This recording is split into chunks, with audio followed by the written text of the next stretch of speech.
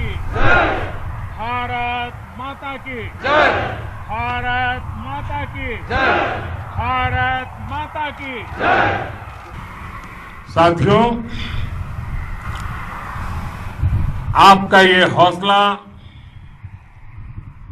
आपका शौर्य और मां भारती के मान सम्मान की रक्षा के लिए आपका समर्पण अतुलनीय है। आपकी जीवटता भी दुनिया में किसी से भी कम नहीं है। जिन कठिन परिस्थितियों में, जिस ऊंचाई पर आप मां भारती की ढाल बनकर के उसकी रक्षा करते हैं, उसकी सेवा करते हैं, उसका मुकाबला पूरे विश्व में कोई नहीं कर सकता है। आपका साहस उस ऊंचाई से भी ऊंचा है जहां आप तैनात हैं। आपका निश्चय उस घाटी से भी सख्त है जिसको रोज आप अपने कदमों से नापते हैं। आपकी भुजाएं उन चट्टानों जैसी मजबूत है जो आपके इर्द गिर्द खड़ी है। आपकी इच्छा शक्ति आसपास के पर्वतों जितनी अटल है। आज आपके बीच आकर मैं इसे महसूस कर रहा हूं, साक्षात अपनी आंखों से इसे देख रहा हूं। साथियों, जब देश की रक्षा आपके हाथों में है, आपके मजबूत इरादों में है, तो एक अटूट विश्वास है। सिर्फ मुझे नहीं, पूरे देश को अटूट विश्वास है और देश निश्चिंत भी है। आप जब सरहद पर डटे हैं तो यही बात प्रत्येक देशवासी को देश के लिए दिन रात काम करने के लिए प्रेरित करती है। आत्मनिर्भर भारत का संकल्प आप लोगों के कारण, आपके त्याग, बलिदान, पुरुषार्थ के कारण और मजबूत होता है। और अभी जो आपने और आपके साथियों ने वीरता दिखाई है, उसने पूरी दुनिया में यह संदेश दिया है कि भारत की ताकत क्या है। और मैं मेरे सामने महिला फौजियों को भी देख रहा हूं। युद्ध के मैदान में, सीमा पर, यह दृश्य अपने आप को प्रेरणा देता है। साथियों, राष्ट्र कवि रामधारी सिंह दिनकर जी ने लिखा था, जिनके सिंहनाद से सहमी, जिनके सिंहनाद से सहमी, धरती रही अभी, धरती रही अभी तक डोल। कलम आज उनकी जय बोल, कलम आज उनकी जय बोल। तो मैं आज अपनी वाणी से आपकी जय बोलता हूं, आपका अभिनंदन करता हूं। मैं गलवान घाटी में शहीद हुए अपने वीर जवानों को भी पुनः श्रद्धांजलि अर्पित करता हूं। इनमें पूरब से, पश्चिम से, उत्तर से, दक्षिण से देश के हर कोने के वीर अपना शौर्य दिखाते थे। उनके पराक्रम, उनके सिंहनाद से धरती अब भी उनका जयकारा कर रही है। आज हर देशवासी का सिर आपके सामने, अपने देश के वीर सैनिकों के सामने आदरपूर्वक नतमस्तक होकर के नमन करता है। आज हर भारतीय की छाती आपकी वीरता और पराक्रम से फूली हुई है। साथियों, सिंधु के आशीर्वाद से ये धरती पुण्य हुई है। वीर सपूतों के शौर्य और पराक्रम की गाथाओं को ये धरती अपने आप में समेटे हुए है। लेह लद्दाख से लेकर करगिल और सियाचिन तक, रेजांगला की बर्फीली चोटियां से लेकर गलवान घाटी के ठंडे पानी की धारा तक, हर चोटी, हर पहाड़, हर जर्रा जर्रा, हर कंकड़, पत्थर भारतीय सैनिकों के पराक्रम की गवाही देते हैं। 14 कोर की जांबाजी के किस्से तो हर तरफ है। दुनिया ने आपका अदम्य साहस देखा है, जाना है। आपकी शौर्य गाथाएं घर घर में गूंज रही है और भारत माता के दुश्मनों ने आपकी फायर हुई देखी है और आपकी फ्यूरी भी। साथियों, लद्दाख का तो ये पूरा हिस्सा ये भारत का मस्तक है। 130 करोड़ भारतीयों के मान सम्मान का प्रतीक है।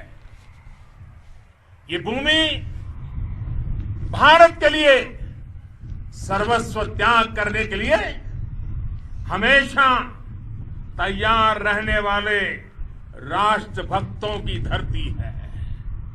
इस धरती ने कुशक बकुला रिंपोचे जैसे महान राष्ट्रभक्त देश को दिए हैं। ये रिंपोचे जी ही उन्हीं के कारण जिन्होंने दुश्मन के नापाक इरादों में स्थानीय लोगों को लामबंद किया। रिंपोचे की अगुवाई में यहां अलगाव पैदा करने की हर साजिश को लद्दाख की राष्ट्रभक्त जनता ने नाकाम किया। ये उन्हीं के प्रेरक प्रयासों का परिणाम था कि देश को, भारतीय सेना को लद्दाख स्काउट नाम से इन्फेंट्री रेजिमेंट बनाने का प्रेरणा मिली। आज लद्दाख के लोग हर स्तर पर, चाहे वो सेना हो या सामान्य नागरिक के कर्तव्य हो, राष्ट्र को सशक्त करने के लिए अद्भुत योगदान दे रहे हैं। साथियों, हमारे यहां कहा जाता है, खड्गेन आक्रम्य भंजितः, खड्गेन आक्रम्य भुंजितः, वीर भोग्या वसुंधरा, यानी वीर अपने शस्त्र की ताकत से ही धरती की, मातृभूमि की रक्षा करते हैं। ये धरती वीर भोग्या है, वीरों के लिए है। इसकी रक्षा सुरक्षा को हमारा समर्थ और सामर्थ्य, हमारा संकल्प हिमालय जितना ही ऊंचा है। ये सामर्थ्य और ये संकल्प में इस समय आपकी आंखों में मैं देख सकता हूं, आपके चेहरों पर ये साफ साफ नजर आता है। आप उसी धरती के वीर हैं जिसने हजारों वर्षों से अनेकों आक्रांताओं के हमलों को, अत्याचारों का मुंह तोड़ जवाब दिया है। हम, और ये हमारी पहचान है, हम वो लोग हैं जो बांसुरीधारी कृष्ण की पूजा करते हैं, तो हम वही लोग हैं जो सुदर्शन चक्रधारी कृष्ण को भी आदर्श मान करके चलते हैं। इसी प्रेरणा से हर आक्रमण के बाद भारत और सशक्त होकर उभरा है। साथियों,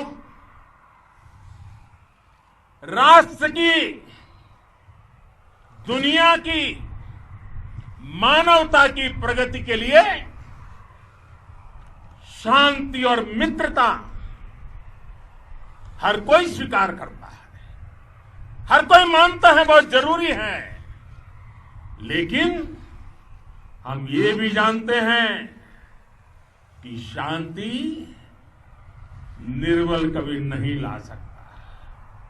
कमजोर शांति की पहल नहीं कर सकता।